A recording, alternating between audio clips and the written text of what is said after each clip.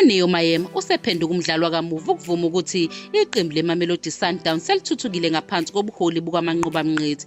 uRomain Folz noSteve Kompela banikeza umsebenzi wokusiza uMngqithi kulandela ukushiya kukaRhuluani ngendlela engaqondakali ekupheleni kwesizini edlule. Isikhathi esisha ngaphansi kukaMngqithi siqale ngokuntengantenga baze baphunyuka naye MTN 8 Cup, kodwa ama-Brazilians aseluleme ekushayweni kwawo. iSundowns isewina imidlalo emihlanu ilandelana kuyona yonke imiqhudelwano, kanti izobe ibheka ukwelula ifinyelele kweyisithupha uma isidudulana neGolden Arrows kowe-CarlingKnockout last 16 ngomgqibelo. Uma kukhulunywa ngeqembu lezobuchwepheshe, ngiba nomuza wokubathemba, bayakwazi abakwenzayo, kusho uMaema mayelana nesikhathi sokulungisa kulandela ukuphuma kukaMokoena. Kungenxa yokuthi imidlalo emibili yokuqala besizama ukwazi ukuthi badlalisa kanjani futhi kuqonde njengabadlali. Selokhu kuqale iligi kuyakhombisa ukuthi kukhona ukuhamba kahle.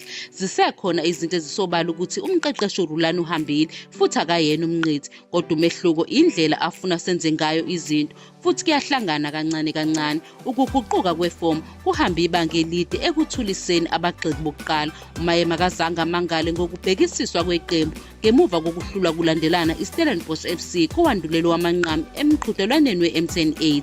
Ngokwami ngicabanga ukuthi wonke amehla bethe njo kuSundowns. Uma unamandla ebholini laseNingizimu Afrika, wonke amehla azobethe njo kuwe kuphetha lo mdlalo neminyaka engu-28 ubudala. Akuyona indaba yabantu abasibhekayo, bekuyithine besithatha umdlalo nomdlalo, siwina futhi senze isiqiniseko sokuthi silwela zonke izindebe ezikhona futhi sinikeza abalandeli bethu umbukiso omuhle. iMamelodi Sundowns izodlala phambi kwabalandeli bayo eLucas Moribe Stadium. Lezi zinkundla zaseTshwane kulindeleke ukuthi zibhuquzise i-Arrows kwi-CarlingKnockout Cup.